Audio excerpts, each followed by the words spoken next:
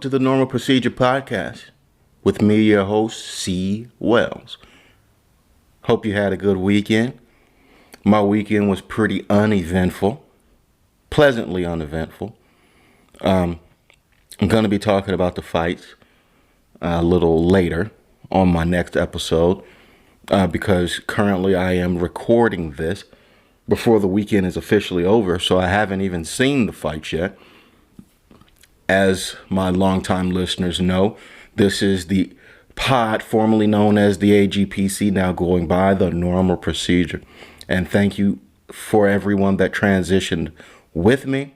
I made that announcement on the last podcast.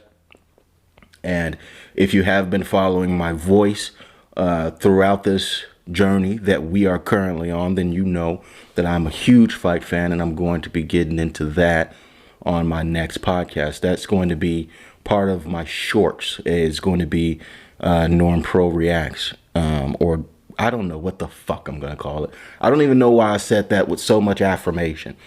Like I know what the fuck I'm doing when I do not. It's going to be called something. It's going to be one of my shorts. It's going to be strictly MMA because I love that shit. Love it. I want to make sure I have detailed analysis and notes because a lot of MMA channels are popping up nowadays. And I guess it's a good thing because the sport is just becoming popular now. And I remember back when it wasn't as popular as it is now. It was kind of a niche thing. And we still kind of live, us as MMA lifers and hardcore fans, we still kind of live in that in-between spot where we're not as big as mainstream sports like your basketball or your football, you know, where you have household names. Like there's more than one household name in the NBA. You have plenty of household names over the years, from the Jordans and the Magics and the Kobes and the Birds and the Shaqs and the LeBrons and the Westbrooks and the Durants. There's plenty of household names in those sports. And the same with football. You know, of course, Tom Brady, greatest quarterback of all time. At me, bro. Seven. Me and Burr. And I'm not even from Boston. I don't give a fuck. And I'll tell this story real quick. The way I became a Patriots fan, and I have one other friend, my best friend. He's a Patriots fan too. And I don't know when his transition happened. I think it was somewhere around the same time as mine. Because I am from Bears Town. The Bears. And it's a Bears town, boy, I tell you. We will back the Bears. And I'm still a Bears fan. But we will back the Bears until the end of time. No matter how much they suck. No matter how horrible they've been throughout the entirety of my life at picking quarterbacks. We don't give a fuck. It's the Bears still.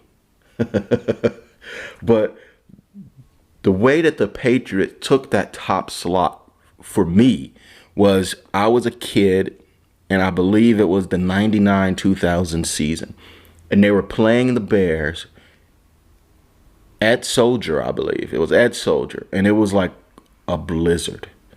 It might have been in New England because they get snow too, but I don't remember what stadium they were in. All I remember is the fucking snow because it was like coming down.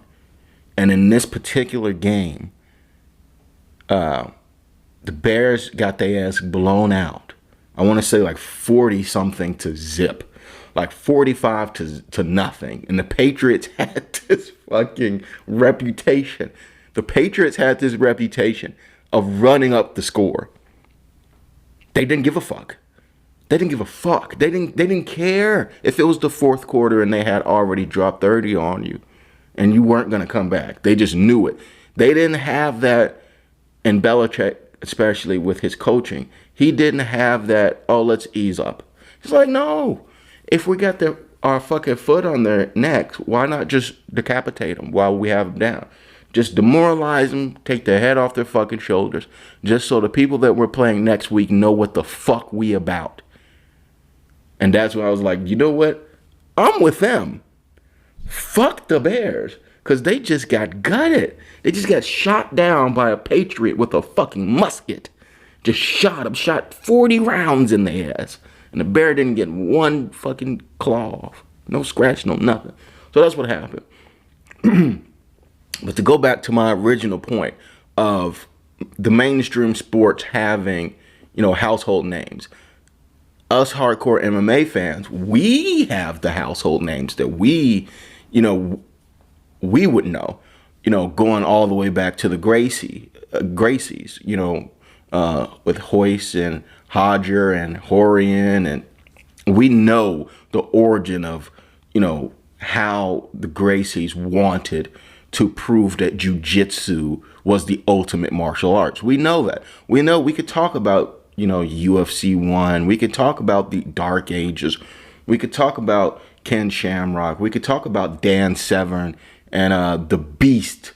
Dan, what the fuck? Oh my God. See, now this is going to make me sound like a novice. But you know who I'm talking about. Fuck, I'm so mad. But anyway, we could talk about the dark days. We could talk about the tough boom with the fight between Forrest Griffin and Stephen Bonner.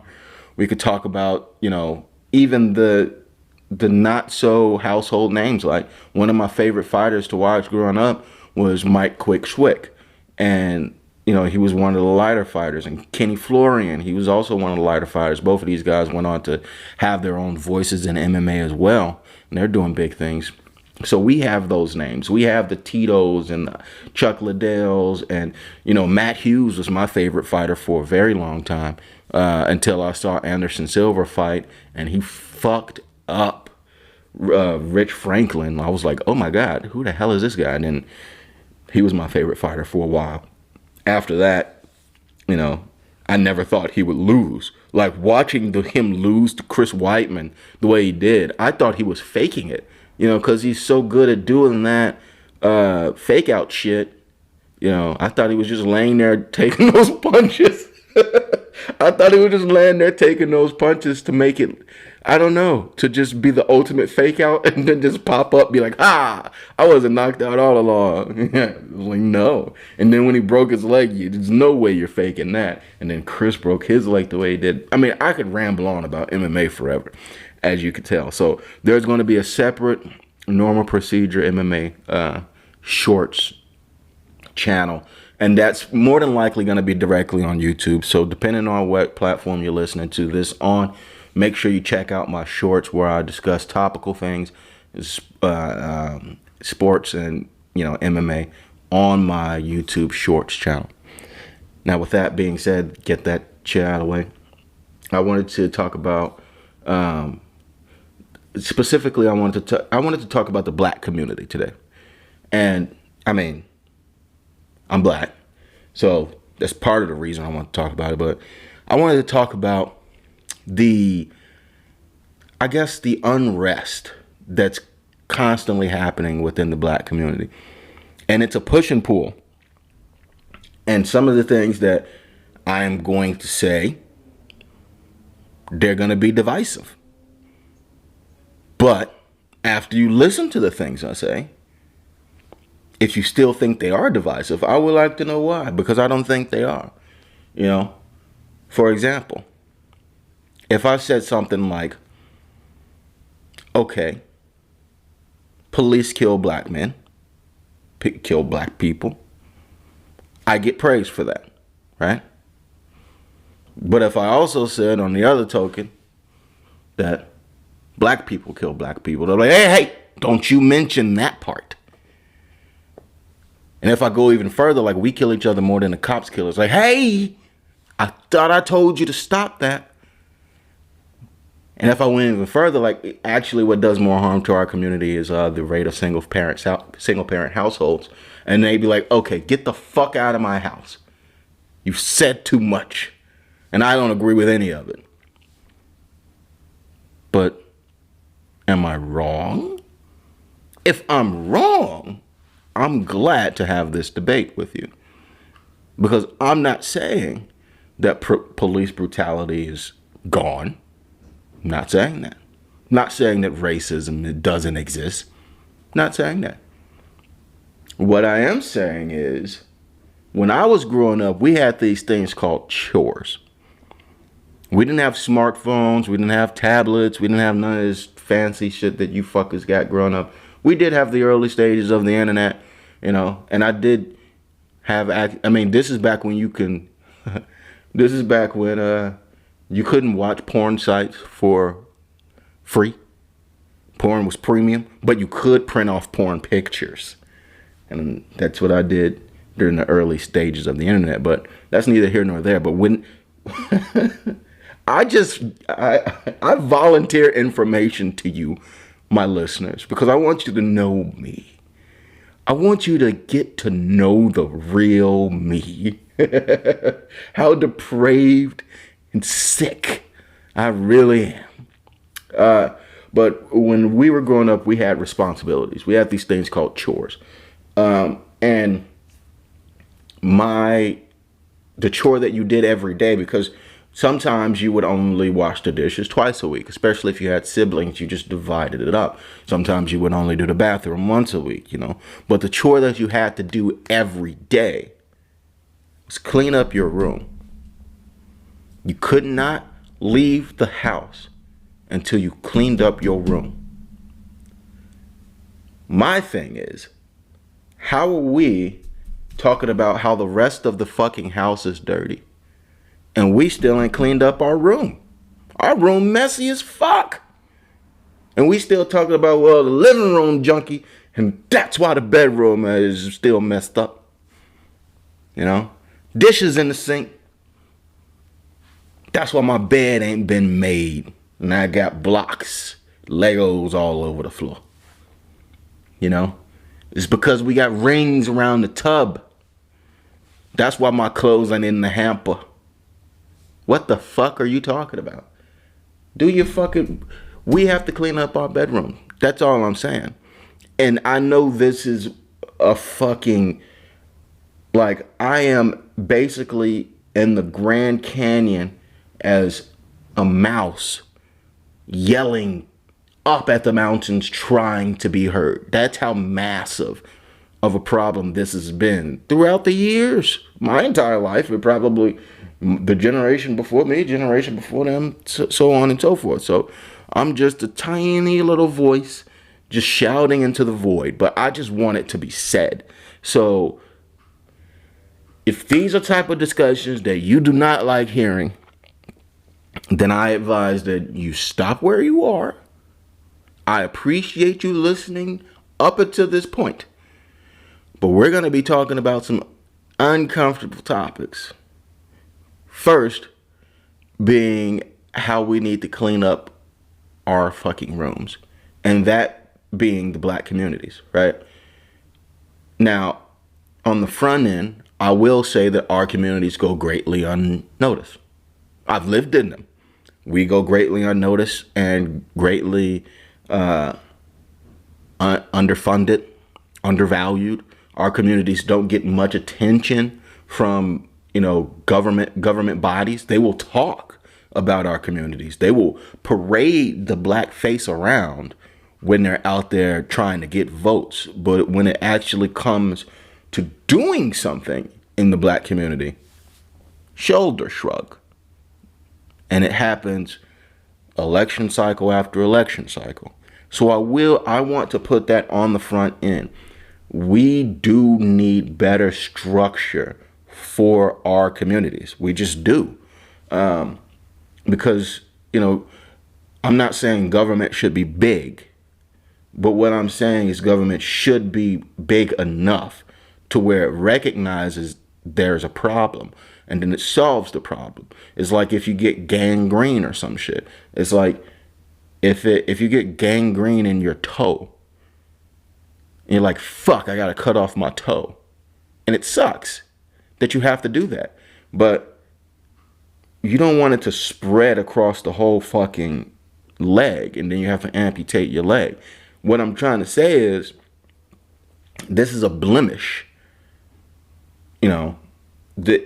It's been a blemish for a long time. So right now, we basically have gangrene all over the fucking body. Just throw the whole thing away. It's just like you have to reverse that somehow. You have to reverse, how much poverty there is. How you have to reverse, how much violence there is. And of course, there's going to be a massive police presence in these neighborhoods because that's where all the violence happens. There's a cause and effect. So yes, we do need better structure, and the government needs to take care of the fucking wound. If America is a body, America, we're all supposed to be attached. So how are we just gonna walk around with this giant wound in the side of your fucking neck and you're just squirting out blood? It's like, no, you hold that in. You're like, yeah, we can ignore this. Just put a fucking bandage over it. Look the other way. The fuck? It's so stupid. Now, on to the accountability part. Within our communities, we basically have the power. We have the power to change it from within ourselves, too. Because who lives in those communities? We do, black people. Who dictates what happens in those communities? We do, black people. The black leaders in those communities dictate what happens. Now, in Asian communities, do you hear those communities being talked about on national news cycles? And I know Asians are usually, a red flag sort of topic because, Asian people are, they don't have the same culture that we do and all that stuff. Okay, let's talk about another minority then. What about Hispanic communities? Do they get the type of national press that black communities do about violence and shit like that? Probably a little bit, but not really.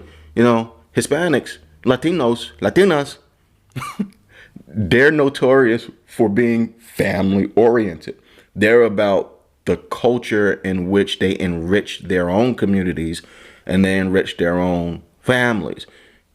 That's why when I was growing up, it was like one of the go-to jokes would be like, oh, how many Mexicans can you pile into a fucking car?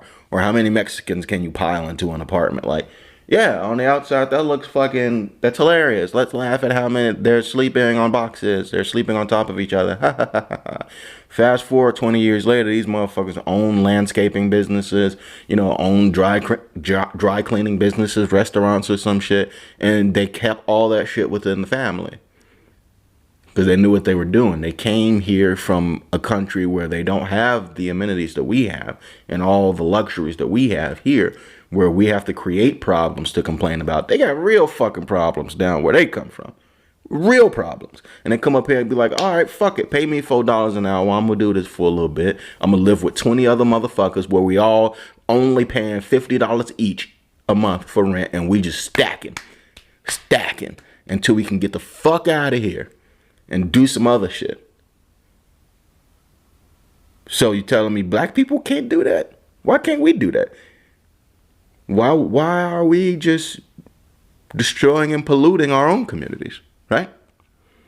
And what did I say just a few minutes ago is who lives there in those communities? Well, the black people and the black leaders, right?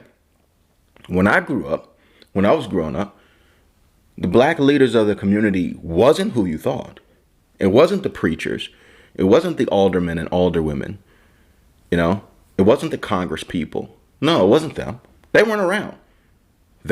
They would say they were around. They would pop up every now and again, or they would open a food pantry twice a week, and that's the most you would see them. But you want to know who you saw every day? Gangsters. You saw gangsters. Those were the leaders of the community. Those were the people that got looked up to. Those were the people that dictated the movements of the community. The gangsters. When you grew up, you didn't want to be a preacher or a doctor or a lawyer. You wanted to be who you saw. You wanted to be a fucking gangster. You wanted to do what they did, moved how they moved. They seem like they get to do whatever the fuck they wanted to do. I ain't never see them go to work or do nothing. They just stand outside looking fly. They just stand outside leaning up against a fucking Cadillac with big ass tires. I guess, what do they call it? Drip? They had drip, chain, hat cocked to the side, You wanted to be them. You wanted to look cool. And you also wanted to have rank in your community. The gangsters made the community move there. And I'm not saying that's an easy problem to eradicate, because it's not. And by all means, no one wants to. No one wants to eradicate that problem. You want to know why? Because it leached its way into popular culture. And I'm not one to judge, because like I said, I came from these communities. I still currently have ties to these communities. What I'm saying is, it's not right. I mean, quite frankly, if I told you that there was a semi-organized group whose main priorities were to kill for territory, sell poison to their communities, and then popularize it, and then trying to recruit other people, you would think I was talking about fucking ISIS or the Taliban. So, like, it's a fucking terrorist organization. That's what they are. They're terrorists. They're fucking terrorists. They're popular terrorists, because they're on the music, they're on the fucking radio talking about how many people they killed and how many people they're going to kill and how many people they're going to have their friends kill and their friends kill. It's like, except this is the only form of accepted terrorism. The type of terrorism you could bob your head to and shake your ass to. Now, like I said, don't get me wrong. I am from these communities and I make music. My music isn't like that, but I make hip hop music, which has, a deep history of being violent and inspiring more violence, And I'm not saying that all of that music is bad. Like, I grew up listening to it. And because it's gonna be sounding contradictory, because it's a part of the culture. Hip hop, rap music, it's a part of the culture, and it's a cycle of which you listen to it, and it's cool. And if you're in one of those communities, in those urban areas, in the hood, and this is all you're listening to, and then you get programmed to think this is the most cool way of life I could live, and then you just go and do it, and it just goes around and around and around and around, doesn't fucking stop. Now, I'm not saying that people need to stop making whatever music they feel like making, or stop being genuine and expressing their art in that way. What I am saying is that we have to, everyone has to acknowledge that it's not right. I don't want to hear excuse making, because people will make excuses for every fucking thing. Murder is wrong. Can we just say that? Murder is wrong. Murder's wrong. Can we all come to agreement on that? Killing, shooting people, that's wrong, right? But yet, I guarantee this weekend alone, it's going to be double-digit bodies in Chicago. If you turned on the news, double-digit bodies, because it's going to be warm this weekend. And for some reason, the weather correlates with how many people get shot and killed. I guess it's because more people are out. It's like, fuck it, they going outside. Let's shoot them. Let's shoot them. Murder's wrong, And not only that, let's go one step further. Let's talk about what else is popularized within our community. The baby mama, baby daddy sort of normalization. What the fuck is that? Like, I remember telling somebody, or not even telling them, I remember having a conversation with this young lady a while back, and she was a single mother, and she was coming from Atlanta. And I asked her, I said, hey, where's your baby father? And she's like, in Atlanta, where I left him. And I'm like, okay, so why'd you leave him there? She was like, oh, he was no good. You know, he kept playing games. And I eventually got tired of it and left and took my baby. I said, okay, how long were you together? It's like, we was together 7 years. I said, wow, it took you 7 years to realize this motherfucker was full of shit and would never change? When you confront people with like logic and reason like that, they don't like to hear it. And I don't do it to judge. I do it to awaken so that people can start thinking without making excuses. Think with just a grain of self-awareness. Because yeah, love will make you do dumb shit. But if somebody's like a dirtbag and a known dirtbag for several years and yet you stay around, I'm sorry. He's bad, but fucking you the problem too. And then you had a baby by him. And then I told her that she contributed to the 70% of, black children being born in single parent homes. And she didn't like that. And I was just trying to give advice to the person. And this wasn't on like a dating level or anything like that. It was just somebody I met in passing while back. And that is something that is never preached on these television shows that's targeted to black people, on this music that's targeted to black people. Responsibility is never discussed. You can't talk about being responsible. Can't talk about being self-aware. Can't do it. Can't do it. It's not cool. It's not cool to be self-aware. It's not cool to be responsible.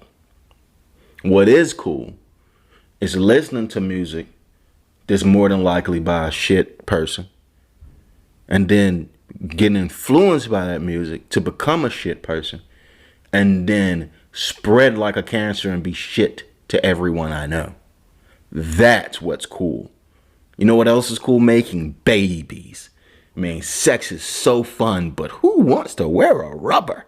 What the fuck are you talking about? Sex is so fun, but who wants to pull out? Fuck that. I just want to jizz all in there. You know? I never even took sex education. I don't believe in babies. Well, fuck it. I made them. They're all mine. I'ma still keep doing what I do. Cheating on my taxes. You know? And everything that I'm saying, it's going to be divisive. It's going to be controversial. But it shouldn't be. It shouldn't be. That's the problem. And I wish more people were accepting of opinions that they don't believe in. Even if you don't believe in the opinion, just listen to it. Let's have a healthy discourse. Okay, I tell you what I believe, and then you can rebuttal and tell me what you believe. And then we go back and forth and back and forth. That's what's called a conversation, you see. It's called a conversation. But what happens is you say something to someone that disagrees with your opinion, and then they shut you down. Or they shut down. They're not interested in the conversation. Like the person that came from Atlanta, and I told them, oh, you're contributing to 70% of black children being born to single family households. Instead of saying, wow, I didn't think I did that, or wow, I didn't look at it like that, I wanted to be with him long term, or anything. Like not defending your position, but just trying to make a conversation out of it. Instead of doing that, they shut down. And it's like, oh, I don't want to talk to you. You know numbers and shit. You know numbers and facts and stuff. Stay away from me. And I did it. Just stay the fuck away from you then. Bye-bye. Go about your life. But that's the thing. I'm open for conversations. And I wish more people were within our community. Because Here's another thing that gets weaponized by the government. And it gets weaponized and brainwashes black people.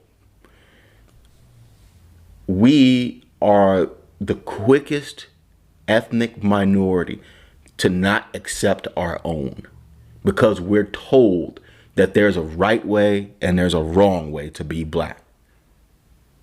We will just kick motherfuckers out so fast for doing anything that doesn't line up with, the black religion, because that's what it is. It's a right way to be black in this country specifically, and it's a religion. Excuse me.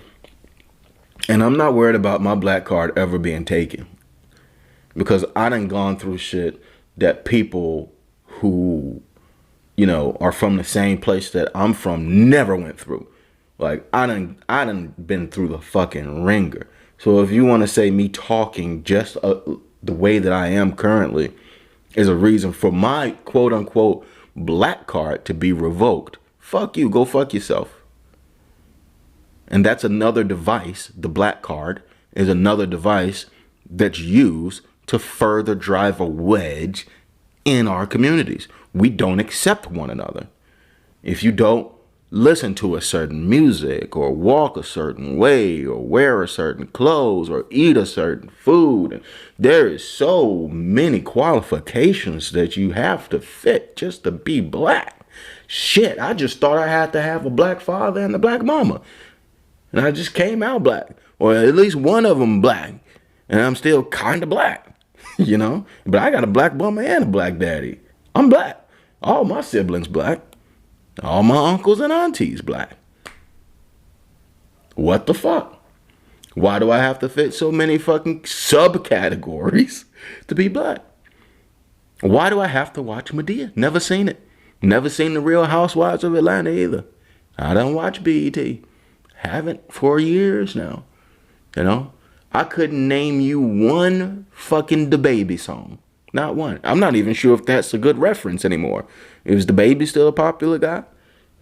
So, just mark all these off my black card qualifications. I'm not getting stamped. I'm not, what do they do to passports? They stamp them. I guess my black card isn't being stamped. It's being voided. Fuck you. Go fuck yourself. We need to be more accepting, because there's not just one way to be black. Just like there's not one way to be a person. We are varied. People vary. We are nuanced. So in the black community, the government will weaponize blackness. They once again, let's parade our black faces out there. And Biden will say some stuff like, whether you vote for me or Trump, if you don't know who you want to vote for, then you ain't black. What? What are you talking about? I don't vote at all. So what does that make me? What does that make me? Invisible? I guess according to you, I'm invisible until it's time to collect on some motherfucking, traffic tickets or something. Or you want to put me in jail. But until then, I'm invisible. Because I guess I don't vote. I don't vote. So I'm not black. I'm not white. Like, that's the shit I'm talking about. They will weaponize your blackness against you. Because you have to be Democrat if you're black. You have to be a Democrat. I don't know why I just sounded like, fuck is that dude name? Bernie Sanders right there. But yeah, like, we need to be more accepting of all different sorts of personalities and likes and dislikes within our community. Not saying you gotta love everybody. Not saying that. But you have to stop allowing yourself to be fucking tricked by these people that just wants to. And I'm not saying it's a conspiracy either. It's like right in front of your face. It's right in front of everybody's face to see. It's plain. It's like, it's plain as me talking to you right now. So, yeah, I mean, it would be beautiful if we can all just be more accepting to one another. I guess that's what I'm trying to get at. And accept the hard facts and the truth of how our communities can really be fixed. We got to clean up our bedroom. Clean up our fucking bedroom. Don't worry about them dishes in the sink right now. We're going to get to those. But make up your fucking bed. Fold your clothes. Put them in the drawer. Put your dirty clothes in the fucking hamper. Then talk to me. And I will talk to you next time. All right. Bye.